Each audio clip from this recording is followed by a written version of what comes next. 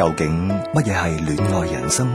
原來要有真嘅戀愛，你先要揾到你生命中最重要嘅嗰一位。繼隱形鬥室恐懼森林之後，影音時段人生熱線影院第3輯真的戀愛了，與你一齊出發尋找生命中最重要嘅嗰一位，同你共創戀愛人生。